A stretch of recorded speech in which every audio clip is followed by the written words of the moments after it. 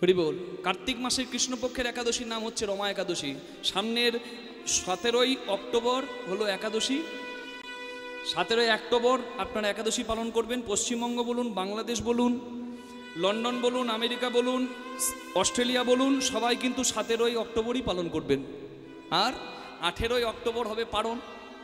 18ই October সূর্যোদয় থেকে সকাল 9টা 47 পর্যন্ত আপনারা একাদশী ব্রত, পঞ্চশস্যের মধ্যে যে কোনো একটি শস্য বা জগন্নাথের প্রসাদ গ্রহণ করে আপনারা একাদশী পালন করতে পারেন।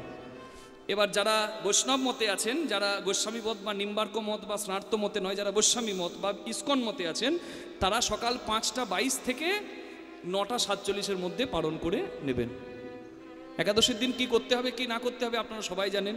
পঞ্চশস্য বর্জন করে, শুধুমাত্র খাবার বর্জন নয়, খাবারের দিকে সংযম নয়, খাবার সংযম, বাক্য সংযম, ইন্দ্রিয় সংযম, হ্যাঁ, সমস্ত কিছু সংযম করা এবং এই যে মনটাকে ভগবানের চরণে নিবেদন করে দেওয়ার নামই কিন্তু একাদশী। একাদশটা ইন্দ্রিয়কে দিয়ে দাও তার চরণে। 10টা ইন্দ্রিয় আমাদের, চক্ষু, কর্ণ, নাসিকা, জিহ্বা, ত্বক, মুখ, পাদ, বাড়ি, পায়ে, উপস্থ, আর একটা ইন্দ্রিয় হচ্ছে মন। এই 11টা ইন্দ্রিয়কে দাও গোবিন্দের চরণে, তোমার হবে মঙ্গল। হরি বল, হরি বল। এই রমা একাদশী, রমা মানে কি? রমা মানে কে? জোরে বলুন। রমা মানে, ও মা, মা রমার কাছে বসে আছেন, মা রমাকে চেয়ে চেয়ে দেখছেন না, রমা বলতে পারছেন না। রমাকে, রমা ঈশ মানে কি? রমেশকে বলুন, রমেশকে। উমা ঈশ, উমেশ মানে কে? শিব, উমাপতি শিব। দীনেশ মানে কে? দিনপতি সূর্য। আর রমেশ মানে রমা ঈশ, রমাপতি নারায়ণ। তাহলে রমাকে বলুন, মা লক্ষ্মী কি? হ্যাঁ, শুধু নারায়ণ নয়, এই যে লক্ষ্মী মায়ের সামনে আছেন, তার জন্যই তো আমি কথাটা আপনাদের কাছে তুলে ধরলাম। অন্যান্য একাদশীতে শুধু হরির সংকল্প করলে হয়, কিন্তু রমা একাদশীতে আপনাকে নারায়ণের সঙ্গে লক্ষ্মীকেও স্মরণ করতে হবে। রমা একাদশী মানে, রমা মানে লক্ষ্মী।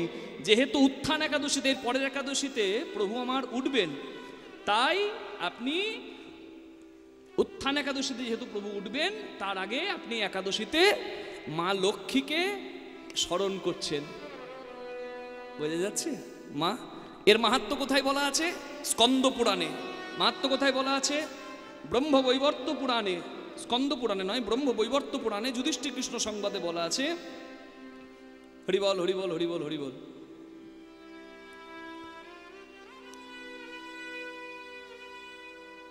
খুব সুন্দর একটা কথা বলা আছে যে এক রাজার আদেশ ছিল, রাজ্যে সবাই একাদশীর দিনে অন্ন গ্রহণ করবে না, সবাই একাদশী পালন করবে। তার মেয়ের নাম হচ্ছে চন্দ্রভাগা, আর তার জামাই সে কিন্তু ছিল রোগাগ্রস্ত। একাদশীর দিনেই জামাই আসছে শ্বশুর ঘরে, কিন্তু চন্দ্রভাগা বলছে তার স্বামীকে, তুমি এসো না, কারণ এখানে এলে তোমাকে একাদশী পালন করতে হবে, তুমি তো অসুস্থ, একাদশী পালন করতে গিয়ে তোমার বিপদ হয়ে যাবে। কিন্তু শত বাধা সত্ত্বেও সে এলো, একাদশী ব্রত পালন করলো। কিন্তু জানেন, ঘটনাচক্রে জামাই মারা গেল। হরি বল। চন্দ্রভাগা স্বামীর অভাবে সৎকার হলো, শ্রাদ্ধাদি অনুষ্ঠানও হলো, কিন্তু স্বামীর অভাবে চন্দ্রভাগা খুব কষ্টে দিন কাটাতে লাগলো। কিন্তু এই একাদশী ব্রত করতে গিয়ে তার মৃত্যু হয়েছে, তার অধোগতি হয়নি, তার উন্নতি হয়েছে। একটা অমৃতের পুরীতে রাজ ঐশ্বর্যে আছে রাজার ওই জামাই। ওই রাজ্যের ব্রাহ্মণ ওই রাজাকে দর্শন, ওই অবস্থায় মানে রাজার জামাইকে দেখেছে হিমালয়ের কাছে এক অমৃতের শয্যায় আছে, পরমানন্দে রাজার জামাই। এবং সেই কথাটা এসে চন্দ্রভাগাকে বলে যে তোমার স্বামীকে আমি দেখেছি, পরমানন্দে আছে। চন্দ্রভাগা ওই ব্রাহ্মণের শরণাপন্ন হয় এবং আশীর্বাদ চায় যে আপনি আশীর্বাদ করুন, আমি কিভাবে স্বামীর কাছে যাব। বলে, নিষ্ঠাভাবে তুমি একাদশী ব্রত পালন করো, শুধু নারায়ণের নয়, লক্ষ্মীর কৃপারও তোমার প্রয়োজন, তাই রমা একাদশী পালন করো। রমা একাদশী পালন করলো, আর সেও সশরীরে স্বামীর কাছে গমন করলো। লক্ষ্মীর নামেই রমা একাদশীর নাম। চন্দ্রভাগা স্বামীকে ফিরে পেল এবং তারা দুজনেই পরম আনন্দের রাজ্যে বিরাজ করলো। তাই আপনাদের সবাইকে বলবো, একাদশীতে যদি আপনাদের স্বামীর মঙ্গল করার থাকে তাহলে আপনারা কিন্তু, এবং স্বামীর যদি খুব স্বামীকে ভালোবাসেন এবং স্বামীকে যদি ভালো রাখার ইচ্ছা করেন তাহলে এই রমা একাদশীটা বেশি করে সুন্দরভাবে পালন করুন। প্রেমসে বলুন রাধা রানী কি, শ্যাম সুন্দর কি, হরি বল। আমি এখানে আসছিলাম, আমাকে মায়েরা বলছিল যে বাবা তোমার একাদশীর কথা আমরা শুনি, তা একাদশীর দিনে কি তুলসী পাতা তুলতে নাই? দেখুন, দ্বাদশীর দিনে তুলসী পাতা তোলা নিষিদ্ধ। এবার একাদশীর দিনেও যেহেতু হরি ভক্তিতে সবাই থাকি, তুলসী চয়ন থেকে আমরা বিরত থাকি। একাদশী দ্বাদশীর দিনটা বাদ দিয়ে তুলসী পাতা তুলতে পারেন। দশমীর দিন তুলে ভিজিয়ে রাখবেন, একাদশীর দিন পালন করবেন। আর তুলসীতে জলদান বা তুলসীর সেবা আপনি 365 দিনই করতে পারেন, বাবাদেরকে বলছি। আর মায়েদের যখন বিধিনিষেধ থাকে, পালনের সময় থাকে, মায়েদের নারী জাতি তো অনেক কিছু নিষেধ থাকে, দেব সেবা থেকে অনেক সময় নিষেধাজ্ঞা মেনে থাকতে হয়, সেগুলো আপনারা বাদ দিয়ে বাকি সব সময় আপনারা তুলসী সেবা করতে পারেন, দেব সেবা করতে পারেন। প্রেমসে বলুন রাধা রানী কি, শ্যাম সুন্দর কি জয়। গঙ্গাকে বলছে মাগো, যজ্ঞ তপস্যা এসব তো কঠিন, তার থেকে অনেক সোজা তোমার জলে যদি কেউ স্নান করে। জন্ম কি তারিথ এক হি স্নানে, जन्म की तारीख एक ही सिनाने, इके अपराध छिमाबो मोर जाने, इकी अपराध छिमामोई मोर जाने। लागल माए पाए तू पानी, लागलो माए पाए तो पानी। তোমার জলে স্নান করতে এসেও আমার খুব ভয় হয়। ছোট্ট বিদ্যাপতি মা গঙ্গাকে বলছে, মা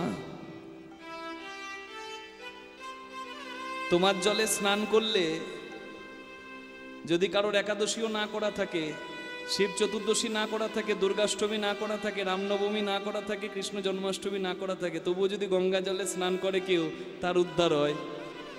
কিন্তু মাগো, তোমার জলে আমি স্নান করতে এসেও ভয় পাই। কেন জানো? তোমার জলে স্নান করতে গিয়ে তোমার জলে আমার পা লাগবে, তুমি অপরাধ নেবে না তো মা? আহা, এই না হলে প্রেম। প্রেম আর ভালোবাসা এমন বস্তু না, সব কিছু জয় করা যায় মাগো।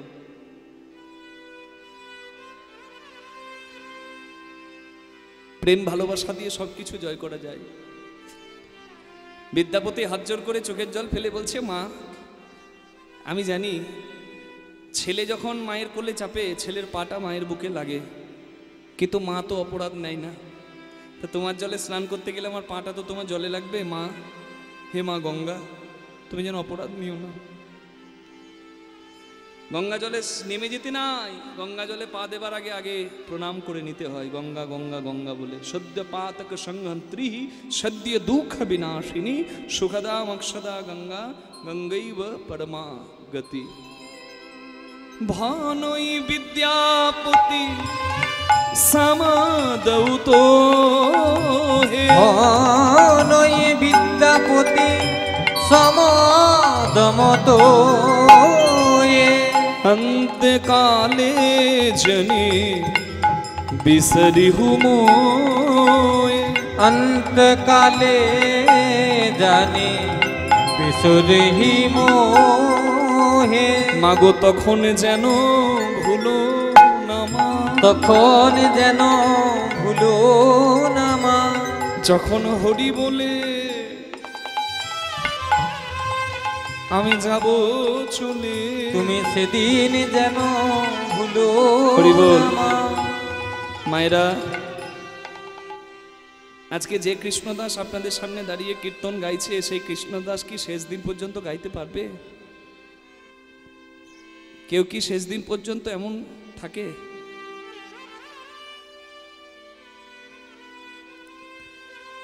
জীবনে প্রত্যেকের এমন দিন আসে, আমারও আসবে, আমি জানি। আমি নিজেকে দিয়ে বলছি কেন, আমি তো অন্য কারোর মৃত্যু প্রার্থনা করতে পারি না। জীবনের একটা দিন আমার এমনও আসবে, আমার চোখের সামনে অন্ধকার হবে। আমার ছেলের কাছে আমি একটু জল চাইবো হয়তো, আর ছেলে আমাকে 1 চামচ জল মুখে দেবে, আর ওই 1 চামচ জলটা আমার ভেতরে না গিয়ে আমার গালের পাশ দিয়ে গড়িয়ে পড়ে যাবে। চোখের সামনে অন্ধকার, বুকে তীব্র জ্বালা, সেই তীব্র জ্বালার নাম মৃত্যু জ্বালা। ডাক্তার ডাকতে যাবে ছেলে, ডাক্তারবাবু এসে আমার নাড়িটা ধরে বলবে আর নাই, এবার শ্মশানে নিয়ে যাও। 4 জনা কাঁধে করে আমাকে নিয়ে গিয়ে শ্মশানে পুড়িয়ে দেবে। আমার সব কিছু পুড়ে ছাই হয়ে যাবে, আমি পঞ্চভূতে মিশে যাব। কিন্তু আমার ওই শেষ শরীরের অংশটা, যেটা পড়ে না, যেটা পুড়তে সব থেকে দেরি হয়, অনেকে বলে নাভিটা, অনেকে বলে হৃদয়টা, ওই নাভিটা, ওই শেষ ভস্মটা একটা ছোট্ট পাত্রে নিয়ে গিয়ে আমার ছেলে যে জলে ফেলে দেবে, সেই জলটার নাম কি বলুন তো? যে জলে ফেলে দিয়ে বলবে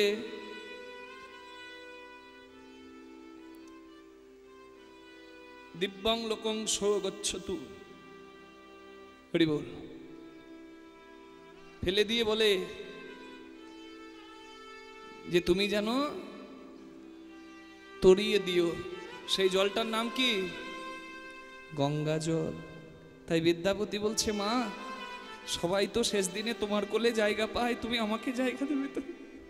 মাগো সেদিনে যেন ভুলো না মা, যেদিন হরি বলে তাই গৌর হরি বল, হরি বল।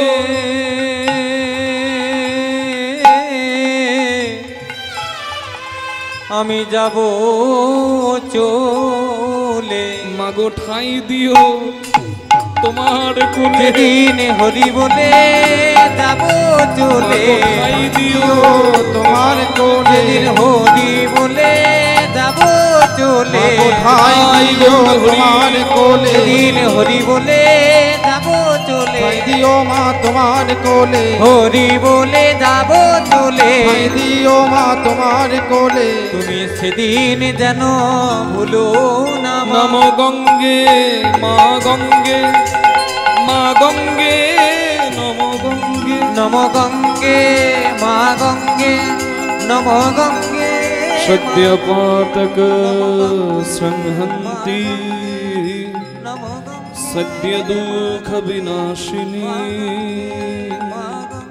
সুখদামক্ষদা গঙ্গা, গঙ্গৈব পরমাগতি।